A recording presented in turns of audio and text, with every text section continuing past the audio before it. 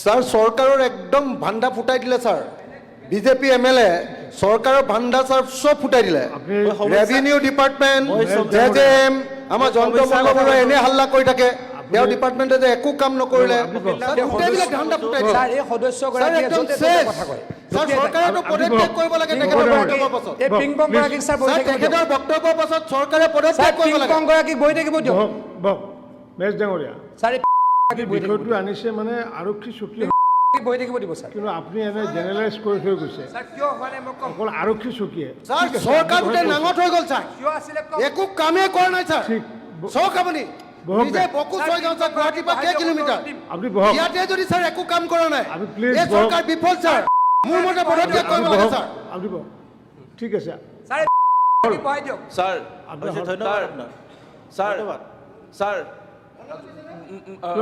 Sir sir sir উত্তৰটো দিওঁ মই দিয়ক স্যাৰ প্ৰথম উত্তৰ দিওঁ গৰাকীয়ে স্যাৰ এটা কথা কৈ আছিলে উত্তৰটো দিওঁ স্যাৰ স্যাৰ কি কথা দিয়ে মই উত্তৰ দিওঁ কলে নামত বুলি কলে minister reply sir sir sir শব্দ ব্যৱহাৰ কৰিছে মিনিষ্টাৰ ৰিপ্লাই পিং আপুনি পদত্যাগ কৰিব নালাগে সেইটোৱে কওক এতিয়া sir sir sir sir sir সৰকাৰে পদত্যাগ কৰিব লাগে sir sir sir sir sir সেই সমষ্টিটোত এই সমষ্টিটোত sir sir sir sir sir অধ্যক্ষ মহোদয় ধন্যবাদ আপুনি জ্ঞাপন বহক স্যার এই সমষ্টিটোত ডেভেলপমেণ্টৰ নামত কিছু সমস্যা হৈছিলে স্যাৰ কিয় হৈছিলে কওঁ স্যাৰ স্যাৰ কিয় হৈছিলে স্যাৰ স্যাৰ আগতে যিগৰাকী বিধায়ক আছিলে তেখেতে অকল সোণতলীৰ কথাই ক'লে এটা 10 বছৰ যিগৰাকী বিধায়ক আছিলে তেখেতে অকল সোণতলীৰ কথাই ক'লে স্যাৰ কেতিয়াও এই আমাৰ মেঘালয় সীমান্তৰ কথা কোৱা নাছিলে মোৰ যদি মনত পৰে হয়তো 15 বছৰ স্যাৰ স্যাৰ মই 15 বছৰ আছোঁ এইবিলাক মিছা কথা কৈছে স্যাৰ স্যাৰ আপুনি কয় বহক না স্যাৰ এই গৰাকীক অলপ বহি থাকিব দিব গৰাকীক বহি থাকিব দিব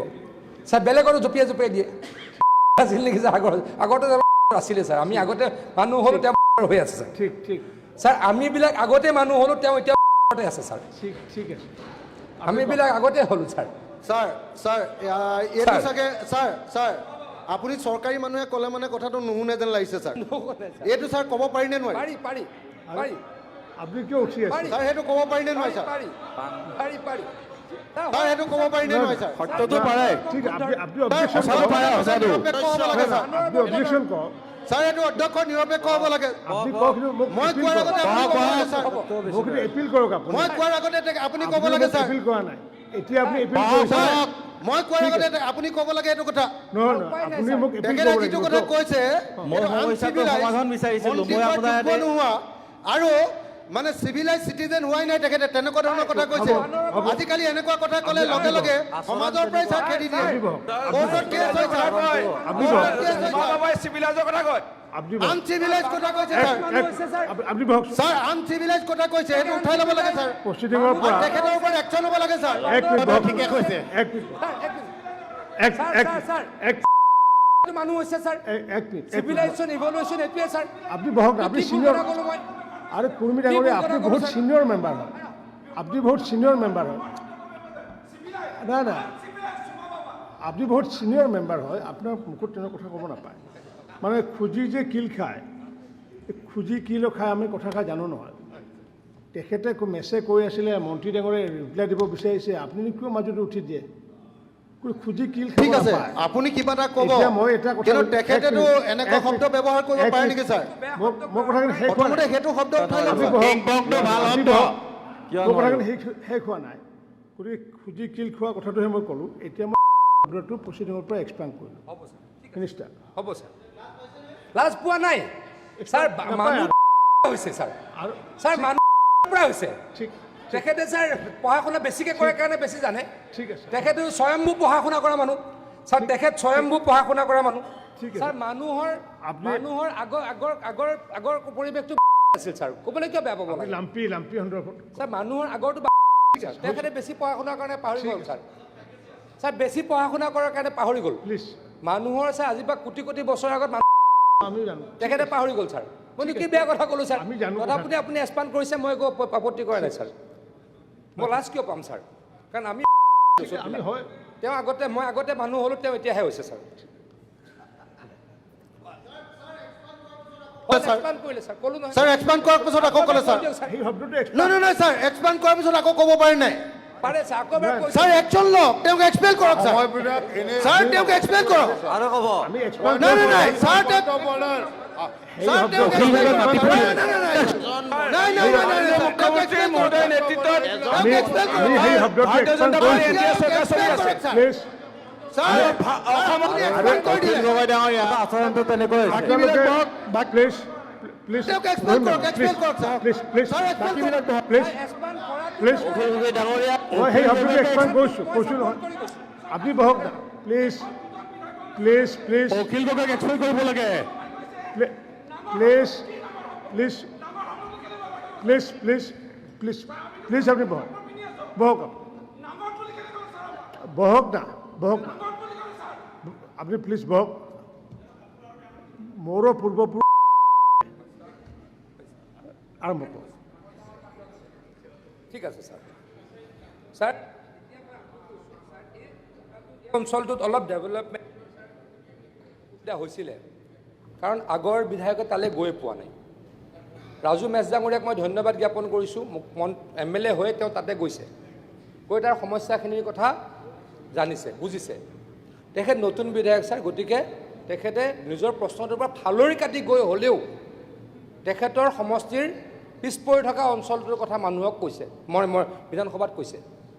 আচলতে ছাৰ তেখেতে এই থানাখন কেন্দ্ৰিক ক'ব লাগিছিল, তাতে অন্য আঁচনিৰ কথা ক'ব নালাগিছিলে। কিন্তু নতুন বিধায়ক তেখেতে শিকিব লাগিব।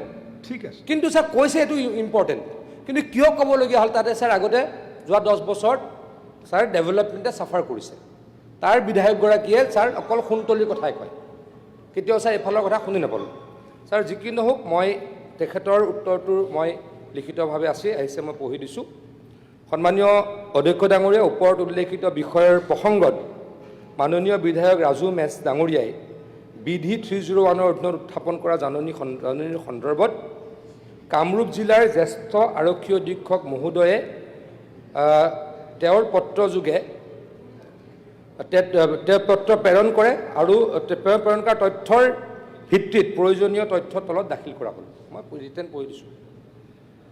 এক অধ্যক্ষ ডাঙৰীয়া, 19/2/2020 তাৰিখে বকো আৰক্ষী থানাৰ অন্তৰ্গত উমাঅলিত প্ৰস্তাৱিত অসম সীমান্ত আৰক্ষী চকী আছাম বৰ্ডাৰ আউটপোষ্ট নিৰ্মাণ কাৰ্য আৰম্ভ কৰাৰ উদ্দেশ্যে জিলা প্ৰশাসন আৰু অসম আৰক্ষীয়ে স্থানত উপস্থিত হোৱাৰ সময়ত মেঘালয় প্ৰশাসন, মেঘালয় আৰক্ষী আৰু স্থানীয় খাচী বাসিন্দাসকলে উক্ত অঞ্চলক বিতৰ্কিত এলেকা বুলি দাবী কৰি নিৰ্মাণ কাৰ্যত বাধা প্ৰদান কৰে। ফলস্বৰূপে তৎকালীন আইন শৃংখলা পৰিস্থিতিৰ প্ৰতি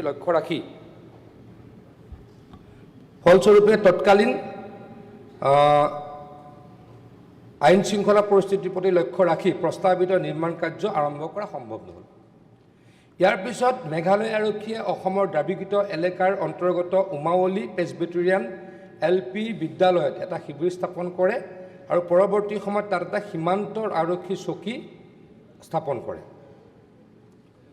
20/2/2020 তাৰিখে কামৰূপ জিলাৰ উপায়ুক্তই পশ্চিম খাচী পাহাৰ জিলাৰ উপায়ুক্ত মেঘালয়লৈ আনুষ্ঠানিকভাৱে পত্ৰ প্ৰেৰণ কৰি উক্ত বিদ্যালয় চৌহদৰ পৰা মেঘালয় আৰক্ষীৰ শিবিৰ আঁতৰাই নিয়াৰ অনুৰোধ জনায়।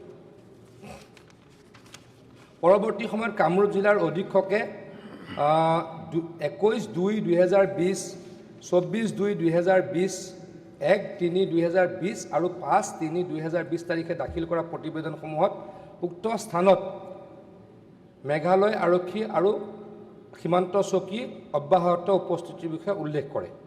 2020 চনৰ পৰা বিষয়টো সংশ্লিষ্ট কৰ্তৃপক্ষৰ জ্ঞাত হৈ আছে আৰু সময়ে সময়ে উপযুক্ত কৰ্তৃপক্ষলৈ এই সম্পৰ্কে প্ৰতিবেদন প্ৰকাশ কৰা হৈছে। 2/7/2026 তাৰিখে বকো সমষ্টিৰ মাননীয় বিধায়কে উক্ত স্থান পৰিদৰ্শন কৰে। বৰ্তমানলৈকে অসমৰ ভিতৰত অৱস্থিত উমাৱলী প্ৰেছবিটেৰিয়ান LP বিদ্যালয়ত মেঘালয় আৰক্ষী সীমান্তৰ আৰক্ষী চকী কাৰ্যকৰী হৈ আছে। কিন্তু এই বিষয়ে আমি উচ্চস্তৰীয় ক্ষেত্ৰত আমি কৰ্তৃপক্ষক অতি শীঘ্ৰে জনাম। তেখেতলোকে যাতে তেখেতলোকৰ মাটিলৈকে তেখেতলোকৰ থানাখন লৈ যায়, তাৰ কাৰণে আমি ব্যৱস্থা গ্ৰহণ কৰিবলৈকে আমি কাম আৰম্ভ কৰিছোঁ। নিশ্চয়কৈ এই কাম অধ্যক্ষ ডাঙৰীয়া কৰা হ'ব।